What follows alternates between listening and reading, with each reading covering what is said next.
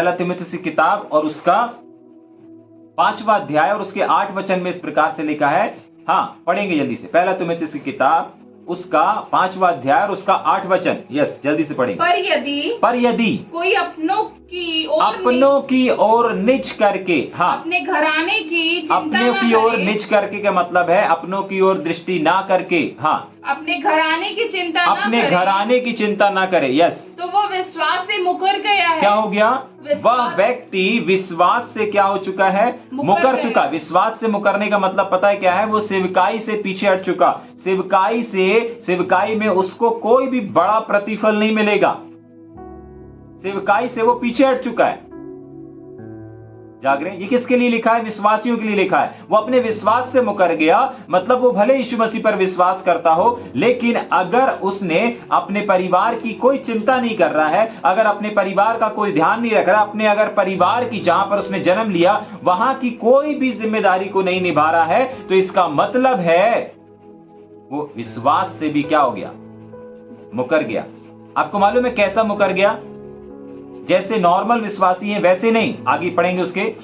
और अविश्वासी से भी बुरा बन गया। और अविश्वासी से भी क्या हो गया? बुरा बन गया। बुरा बन गया। आपको मालूम है बहुतायत से अधिकांश इस चीज को देखा जाता है कि जब एक व्यक्ति सेवकाई में कदम रखता है, बहुतायत से परमेश्वर उसको इस्तेमाल भी करता है, और वो सेवकाई के दौरान कुछ इस तरीके से व्यस्त होते चले जाते हैं कि वो अपने परिवार की ओर क्या नहीं करते, अपने परिवार की ओर ध्यान नहीं देते।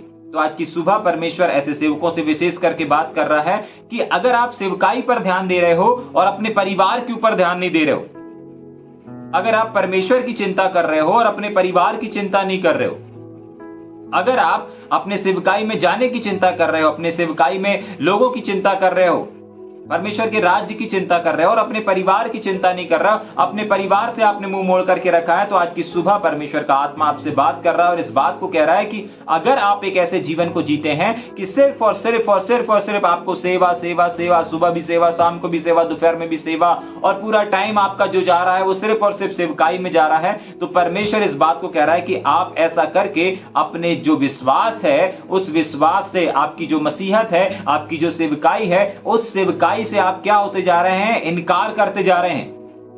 आप उस सेवकाई से पीछे हटते जा रहे हैं।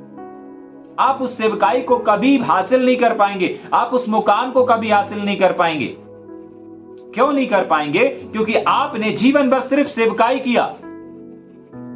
ऐसा नहीं है कि आप जीवन भर सेवकाई करते रहेंगे और परमेश्वर आपको प्रतिफल दे देगा। नहीं, जब परमेश्वर ने अपने वचन में कुछ व्यवहारिक नियम दिए हैं, कुछ पारिवारिक नियम दिए हैं, अपने अपने कलीसिया के लिए, अपने परिवार के लिए, आपके अपनों के लिए, बहुत बार हम लोग सेवकाई में इतने ग्रस्त हो जाते हैं, इतने ज्यादा आगे निकल जाते हैं कि हम अपने परिवार की कुछ भी चिंता नहीं करते। हम नहीं सोचते कि हमारी बहन कैसी रह रही है, हम नहीं सोचते हमारा भाई कैसा रह रहा है, हम नहीं सोचते हमारे माता पिता कैसे रह रहे हैं, हम उनकी ओर ध्यान नहीं देते। अरे प्रभु संभालेगा।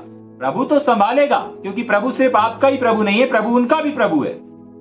लेकिन बात यहां पर प्रभु की नहीं है, बात यहां पर हमारी जिम्मेवारियां की है कि परमेश्वर ने इस संसार में हमें और आपको भी कुछ जिम्मेदारी दिया है। अगर परिवार दिया है तो परिवार की जिम्मेदारियां भी दिया है। अगर बच्चे दिए हैं तो बच्चों की जिम्मेदारियां भी दी हैं।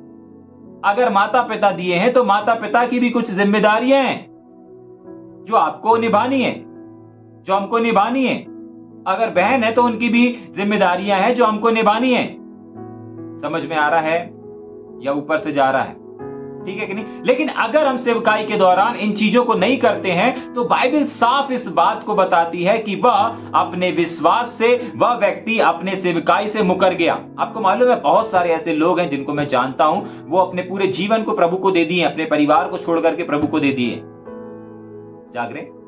हाँ, वो अपने परिवार के बारे में नहीं सोचते, सेवकाई के बारे में सोचते हैं, परमेश्वर के राज्य के बारे में सोचते हैं। आज परमेश्वर उनसे भी बात कर रहा है कि देखिए, परमेश्वर का वचन इस बात को कहता है कि अगर हम अपनों की ओर अपने की चिंता नहीं करेंगे, अपने लोगों का ध्यान नहीं रखेंगे, अपने लोगों का ख्याल नहीं रखेंगे, तो बाइबल ऐसा बताती है, परमेश्वर का वचन ऐसा बताता है कि वह व्यक्ति क्या हो गया? अपने विश्वास से मुकर गया। और बाइबल बताती है कि अविश्वासी से भी बदतर हो गया। विश्वासी तो छोड़िए, अविश्वासी से भी बदतर हो गया। किसका जीवन?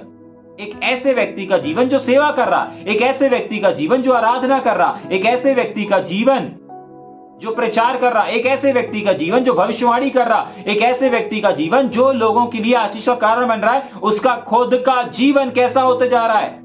उसका खुद का आत्मिक, जो लोगों को आत्मिकता में आगे बढ़ा रहा है, जो जवानों को तैयार कर रहा है, वो व्यक्ति का जीवन कैसा हो गया? अविश्वासी से भी बदतर हो गया। कैसे हो गया? सिर्फ और सिर्फ एक छोटी सी मिस्टेक, एक छोटी सी गलती, और वो गलती है अपने और अपने परिवार की ओर ध्यान न देना।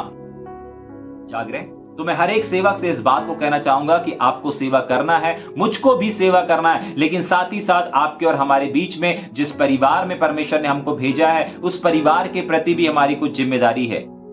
जाग रहे हैं? जैसे पौलुस, अभी इसके पहले हमने पढ़ा था कि कलीसिया में अलग अलग प्रकार के लोग रहते हैं, और अलग अलग प्रकार के लोगों के साथ में हमारी अलग अलग क्या रहती है? बैठक रहती है, बोली रहती है, बातचीत रहती है। हम सबसे एक समान बात नहीं कर सकते, हम सबको एक सा समान डांट नहीं सकते। जाग रहे हैं? हम सबको एक तरह देख नहीं सकते। बहनों के लिए लिखा था, अभी हमने पढ़ा था कि बहनों को कैसे करना है? पूरी पवित्रता के साथ देखना है।